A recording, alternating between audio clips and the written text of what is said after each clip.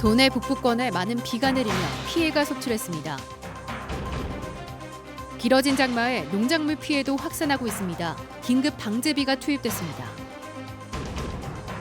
충주시가 미술품을 무단으로 점유한 이종배 의원에게 변상금을 부과하기로 했습니다.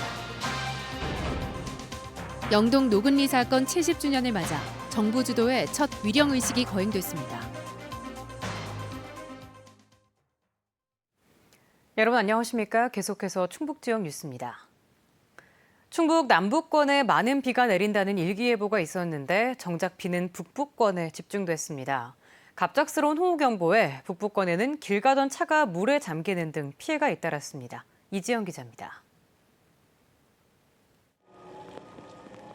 제천의 한 주택가, 마을을 오가는 유일한 길목이 진흙투성입니다. 밤새 내린 비에 흙이 비탈길을 따라 무너진 건데 2.5톤 화물차가 4번을 실어 날랐습니다. 동네를 돌아보려고 나왔는데 차를 가지고 돌려서 내려오려고 그러다 보니까 도저히 갈 수가 없는 거예요. 한 건물 지하실은 아예 물바다가 됐습니다. 지붕 틈 사이로 들어찬 빗물이 벽을 타고 내려 그대로 고이면서 퍼내도 끝이 없습니다. 혹시 하고 들어봤더니 막 대단히 말도 못해 말도 못해. 그렇게 오죽하면 2시간 푸다가 도대체 않게 써가지고 119로 이렇게 했잖아. 멀쩡해 보이는 도로를 지나다 차량이 물에 빠진 경우도 잇따랐습니다. 리조트 앞 도로에 순식간에 웅덩이가 생겨 승용차가 빠졌고 굴다리를 지나던 차는 시동이 꺼지면서 운전자가 차를 버리고 간신히 탈출했습니다. 차가 이렇게 잠길 정도로 차고 그런 거 몰랐으니까 내가 지나갔겠죠. 좀 꺼지기 전에 내가 문을 좀 열어놨죠. 창문을 열어놓고 창문으로 나갔죠. 장마가 예상보다 길어지면서 약해진 지반이 곳곳에서 무너졌습니다. 일부 도로에서는 이렇게 땅이 푹 꺼지면서 지름 3m에 가까운 구멍이 생기기도 했습니다. 제천 의림지는 저수율이 90%를 넘어서면서 올해 들어 처음으로 방류에 들어갔습니다. 기상청 일기예보는 이번에도 빗나갔습니다. 충북 남부권에 많게는 150mm 넘는 폭우가 내린다고 예보했는데 정작 비는 북부권에 집중돼 제천과 단양에 호우경보까지 내려졌습니다. 낙석이 쏟아지고 나무가 넘어지는 등 충청북도에 접수된 비 피해 32건 가운데 한 건을 제외하곤 모두 북부권에서 접수됐습니다. 내일도 충북에는 많은 비와 국지선 폭우가 예보돼 있어 비 피해에 각별한 주의가 요구됩니다. MBC 뉴스 이지연입니다. 이렇게 장맛비가 연일 계속되면서 농작물 피해가 확산하고 있습니다. 일부 농가는 수확기에 한 해 농사를 포기해야 할 처지에 놓였습니다. 이채영 기자입니다. 청주의 한 논. 군데군데 붉게 변한 벼들이 주저앉았습니다. 이삭이 생겨나는 시기에 장맛비로 저온 다습한 날씨가 이어져 도열병이 발생한 겁니다. 농민은 한 해 농사를 망칠까 걱정입니다. 아마 이렇게 심한 건 한 25년 만에 아마 처음인 걸로 알아요. 아주 이제 최악인데 지금 농가들 대다수가 다 거예요. 한 100%라고 해도 과언이 아니에요. 고추도 심각합니다. 6,000주에 가까운 고추들이 이미 곰팡이로 새까맣게 변했습니다. 방제에 손을 쓸 수도 없는 상태라 수확을 포기해야 할 처지. 빗방울을 타고 이동하는 탄저병 특성상 인근 농가도 긴장 상태입니다. 거후에까지 안 퍼지게 하려고 이제 약제 방제를 해야 되는데 비가 너무 자주 오니까 약통을 들고 있으면 약을 못 해요. 비가 그 시간이 없어갖고. 올해 봄 냉해 피해를 입은 사과 농가도 잎에 갈반이 생겨 열매까지 옮겨 붙을까 걱정이 커지고 있습니다. 한참 커야 될 시기인데 갈반이 더 심해지면 첫째로 이제 사과가 크다가 못 클 수도 있고. 이번 달 충북 강우일수는 지난해에 비해 3일, 평년보다는 이틀이 많고 청주의 경우 최근 10년 평균보다 4.5일이 많습니다.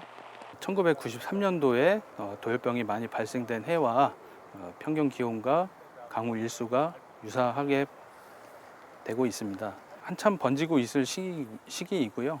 좀 더 진행될 수 있을 가능성이 높습니다. 충청북도 농업기술원은 탄저병 주의보와 잎 도열병 예보를 발표하고 일부 농가에 긴급 방제비 지원에 나섰습니다. MBC 뉴스 이채연입니다.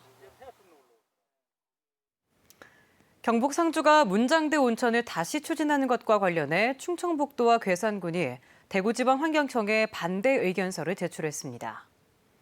충청북도와 괴산군은 의견서에서 주민 의견 재수렴 규정 위반과 평가 항목 범위 결정 규정 위반, 한강수계 수질오염 총량 관리 기본계획 미반영 등을 반대 이유로 제시했습니다. 충청북도는 수질오염 총량 관리 기본계획에 온천 개발 사업이 반영되지 않은 만큼 환경청이 환경영향평가서를 반려할 가능성이 큰 것으로 분석하고 있습니다. 환경청은 오는 9월 24일까지 환경영향평가서 반려나 동의 여부를 결정하게 됩니다.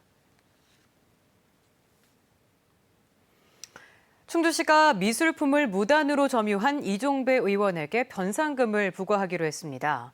행정안전부 유권 해석에 따른 건데 미술품 무단 점유에 대한 변상금 부과는 전국에서 첫 사례가 될 것으로 보입니다. 정재영 기자입니다. 5년 8개월 만에 충주시청에 돌아온 미술품 어변송룡 등용문. 혈세 200만 원을 들여 사들인 공유물이 흔적도 없이 사라졌다. 이종배 의원 사무실에서 발견됐지만 반환 이후 충주시의 후속 조치는 없었습니다.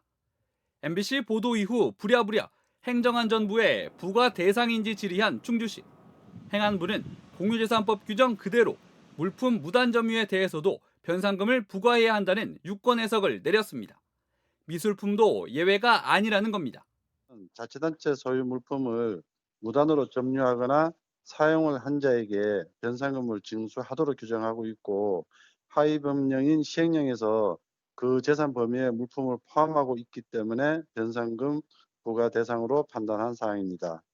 충주시는 이 해석을 근거로 뒤늦게 이종배 국회의원실에 대한 변상금 부과를 결정했습니다. 미술품 매입가인 200만 원을 기준으로 1년에 6%를 물리고 여기에 가산금 20%를 더해 합계 72만 원. 액수는 크지 않지만 지자체 소유 미술품에 대한 첫 사례라는 의미가 있습니다. 5년 8개월의 무단 점유 기간 가운데 5년치에 대해서만 부과하기로 했습니다. 지방자치단체 권리 시효는 5년 이내의 것만 행사를 할 수 있고 따라서 변상금도 5년 이내의 것만 부과할 수 있어서 5년을 초과하는 기간에 대해서는 변상금을 부과할 수 없도록 되어 있습니다. 납부 기한은 부과 통지일로부터 60일, 늦으면 연체료도 물어야 합니다. 이미 지난주 이종배 의원 측에 변상금 부과 결정을 통보한 충주시는 미술품 절도 혐의에 대한 수사가 끝날 때까지 실제 부과는 하지 않을 것이라고 밝혔습니다. 공유재산이 아닌 것으로 오인해 무단 점유를 했더라도 예외 대상이 아니라는 대법원 판례가 있지만 수사 결과가 나온 뒤 납부를 결정하겠다는 이종배 의원 측 요구를 받아들인 것으로 보입니다. 이종배 의원의 미술품 절도 혐의에 대해선 검찰이 넉 달째 수사 중이지만 여전히 결론이 나지 않고 있습니다. MBC 뉴스 정재영입니다. 진통 끝에 후반기 원구성을 마친 충북도 의회 산업경제위원장 자리가 선임 2주 만에 다시 공석이 됐습니다. 충북도 의회는 농업법인 대표로 알려진 정상교 산업경제위원장이 겸직 논란으로 사임해 현재 산경위원장은 공석이 됐다고 밝혔습니다. 박문희 도의장은 상임위원장 자리를 맞바꾸거나 새로운 인물을 선출하는 방안 등을 두고 당내 의견을 조율하고 있다고 말했습니다. 한국 전쟁 당시 미군의 대표적 양민학살 사건으로 꼽히는 영동 노글리 사건 70주년을 맞아 올해 정부가 처음으로 위령제를 주도했습니다. 유족들은 당시 우리 정부도 책임에서 자유롭지 않다며 사과와 보상을 요구하고 있습니다. 심충만 기자입니다. 70년 전 미군의 무차별 사격 흔적이 그대로 남아있는 철교 아래 쌍굴다리. 한국전쟁 발발 한 달 만에 미군이 피난민 수백 명을 학살한 노근리 사건 현장입니다. 미군 전선에 접근하는 피난민은 적으로 간주한다는 미군의 지침에 한국 정부가 동의하면서 벌어진 일입니다.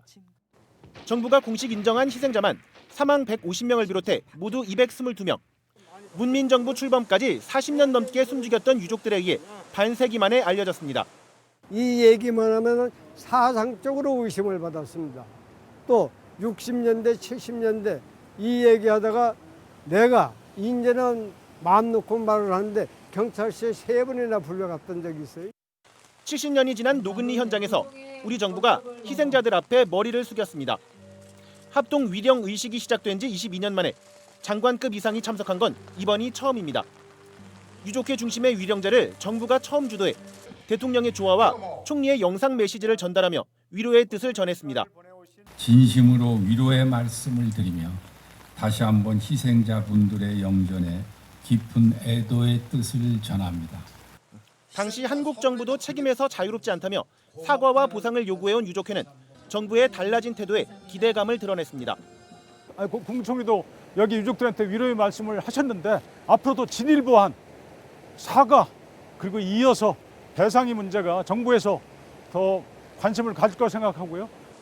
정부와 지자체, 유족회는 노근희 사건 70주년을 맞아 미국 워싱턴 DC에서 한국전쟁 참전군인과 노근희 생존자가 만나는 화해 행사를 비롯해 출판과 공모전, 음악회 등 12가지의 기념 사업을 추진하고 있습니다. MBC 뉴스 심충만입니다. 더불어민주당 이장석 국회의원이 충북도당위원장 출마를 선언했습니다. 이 의원은 혁신과 화합을 통한 변화만이 국민께 보답하는 길이라는 확신으로 출마를 결심하게 됐다며 도민과 당원에 의한 시스템 공천을 실현하겠다고 밝혔습니다. 더불어민주당 충북도당은 내일 하루 동안 도당위원장 후보자 등록을 접수해 다음 달 16일 선출할 예정입니다.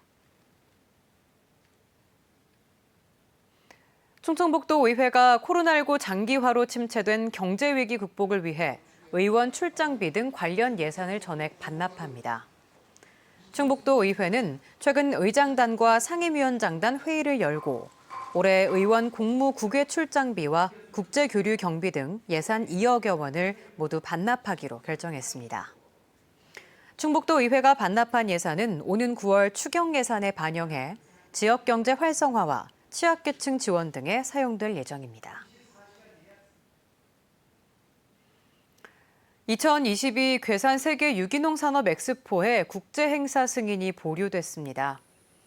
충청북도는 기획재정부 국제행사 심사위원회가 사업비 축소 등 경제성을 확보한 뒤 승인을 다시 요청하라며 괴산 유기농 엑스포의 국제행사 승인을 보류했다고 밝혔습니다.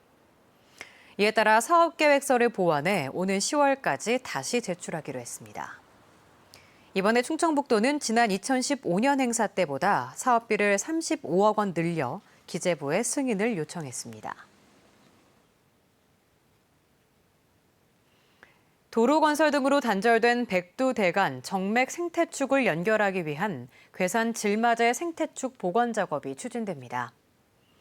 충청북도는 58억 원을 투입해 실시 설계 등을 마친 뒤 생태축 연결을 위한 생태터널 조성과 자생식물을 이용한 산림 식생 복원 등 공사를 시행할 계획입니다. 이 사업은 보은 말티제와 증평 분저치, 괴산 질맞으로 이어지는 도내 한남 금북 정맥의 세 번째 복원 사업입니다. 증평 분저치 복원 사업은 올해 말에 완료될 예정입니다. 유기견을 산채로 냉동고에 넣어 얼어 죽게 한 수의사에게 벌금형이 선고됐습니다. 청주지법 형사 3단독 고춘순 판사는 열사병에 걸려 반려동물 보호센터로 옮겨진 반려견을 냉동 사체 보관실에 넣어 죽게 해 동물보호법 위반 혐의로 기소된 수의사에게 벌금 300만 원을 선고했습니다. 해당 수의사는 체온을 내리기 위한 치료 목적이었다고 주장했지만 재판부는 사체 보관실에 넣어두면서도 건강 상태를 관찰하거나 생명 유지를 위한 조치를 하지 않았다며 받아들이지 않았습니다. 국내 최대 민물고기 전시관인 단양 다누리 아쿠아리움에 돼지코 거북과 흰 철갑상어 등 희귀동물이 반입됐습니다. 단양구는 독특한 외모로 인기가 많은 돼지코 거북과 희귀종 흰 철갑상어, 또 화려한 군무를 자랑하는 은어 2,000마리를 들여왔다고 밝혔습니다. 다누리 아쿠아리움은 여름 성수기를 맞아 다음 달 16일까지 휴장일 없이 운영됩니다. 동나방인 매미나방의 개체수를 줄이기 위해 충주시가 오는 9월 말까지 집중 방제에 나섭니다. 지난 5월부터 유충과 번데기 제거 작업을 벌여온 충주시는 성충 나방을 유인할 등불과 페로몬 트랩 620개를 산림 인접 지역에 설치하고 끌개를 이용해 알집을 제거하고 있습니다. 충주시는 집중 방제 기간 이후에도 연말까지 알집 제거 작업을 계속할 계획입니다. 지금까지 충북 지역 뉴스였습니다. 고맙습니다.